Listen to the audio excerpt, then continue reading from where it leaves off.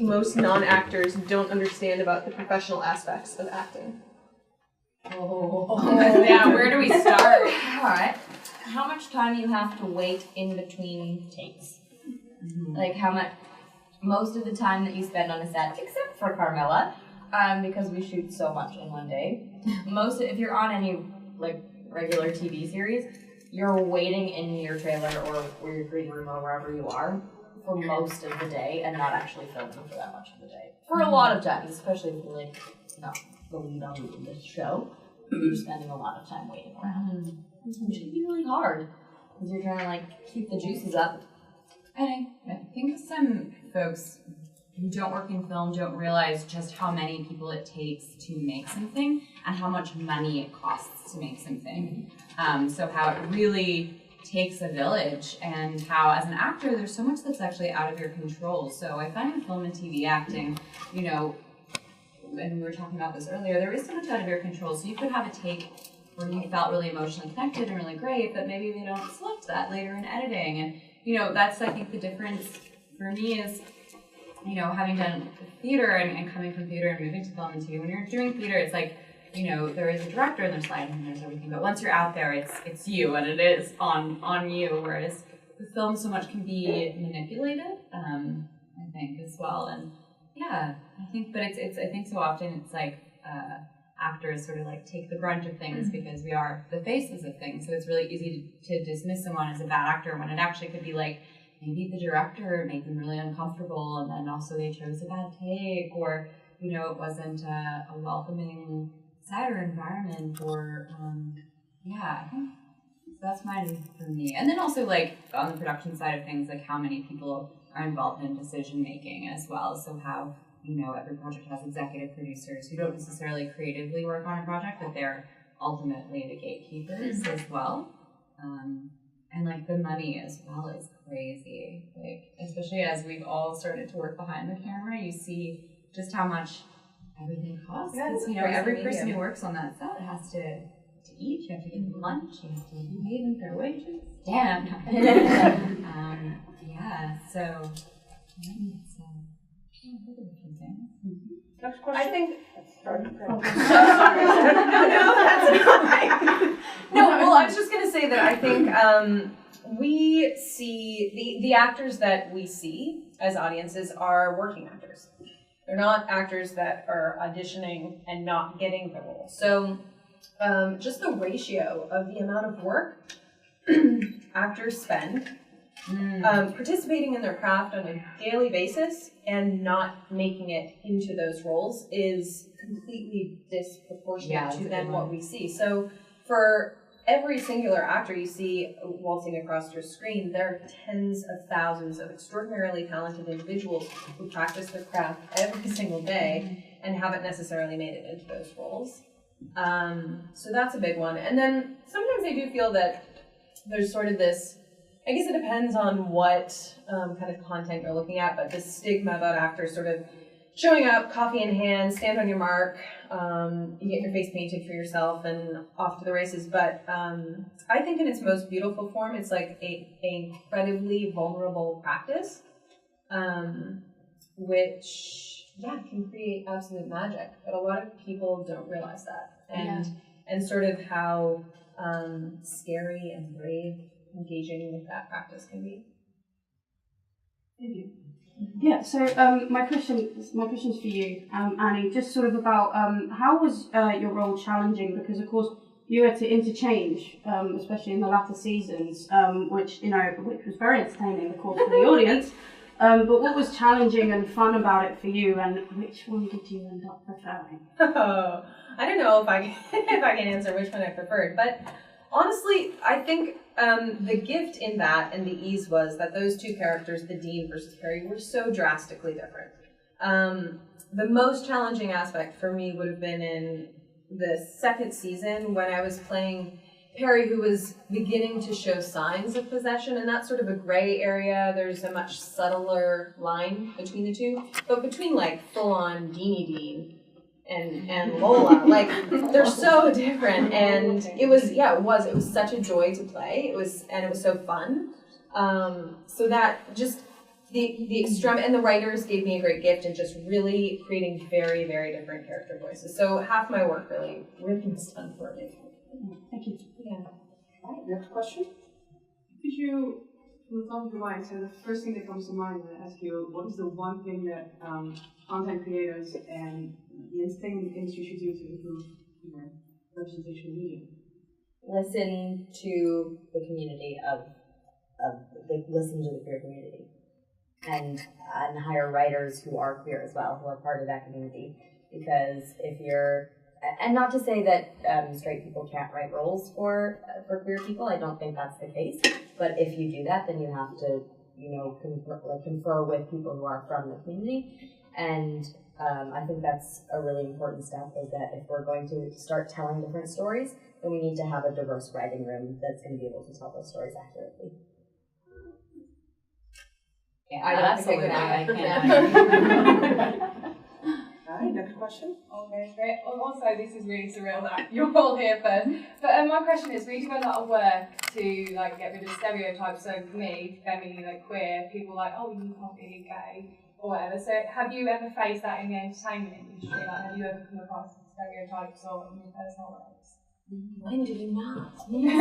Stereotypes. Yeah. All the Yeah. time, it's constant. Yeah. I mean, I think it's so funny. Even when I started doing more comedy, or when I did Clairvoyant, a question that we got asked a lot in interviews was, "Oh, is it weird working outside of your comfort zone?" And Annie would just cackle because she was like, "Do you know? Have you met her?"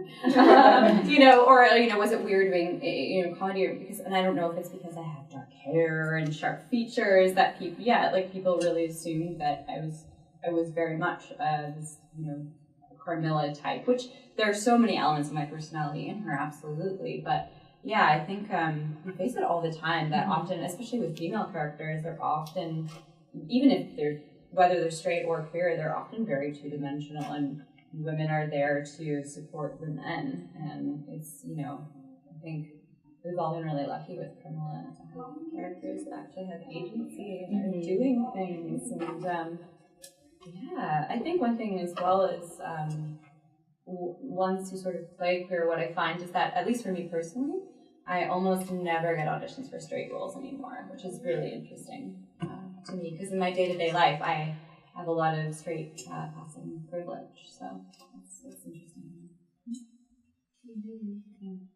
I would say, I think everything comes down to stereotyping people, and we do it on a day-to-day basis. I mean, think about Tinder, literally at 0.2 second judgment like that.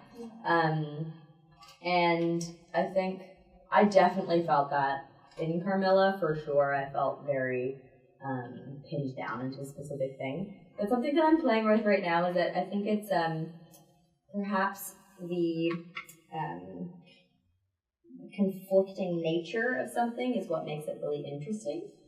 And the fact that, because I'm petite, the fact that I box seems really weird to people. And so, but that's what's interesting to me, is that I look a very specific way, but then I have this other energy within me, and that's interesting. And I kept on thinking for a long time that I had to be my face. My face is a very specific thing, and so I thought that I had to act the way that my face looks to people. But maybe it's interesting if I'm not what my face looks like. Right, like when people find out one of my hobbies is knitting, they're like, stereotyping is just we're definitely not out of the woods in our industry on that one. I think the best that I can offer is that on my side of things as a creator, when I am creating roles, is incorporating layered human lives and making sure that exists across the board. And then also, just on a very simplistic level, breakdowns go out to actors, and they're always required to literally dwindle it down into 3 words off the top that's going to encapsulate this complex human life. And that's not helpful to us on the receiving end. So it's sort of countering that kind of mentality towards the whole thing, I think. Another question about So people are very excited and thankful to meet you at those cons. But I was wondering, what's for you? What do you take with you from the cons? Possible. To me, one of my favorite things to hear is the friendships that people make through shows like ours. And, you know, I've already met people today who said that they were friends for 5 years through online. They've had you know, they've met like FaceTime and things, but they've never met in person until today. And I just think that's so wonderful that a show can connect people across the world and connect people in a really deep friendship way without ever having met the person and actually have the opportunity to have a meeting point to see each other in real time for the first time. I think that's pretty awesome. And also just to feel that we are all connected all throughout the world. It can feel like a very insular, lonely life sometimes. And when you come to a convention where it's a group atmosphere and where everyone has a common interest and a common aim in life, it can really feel as though, oh, my tethers are going out to other people and they're always connected to people no matter how far away they are.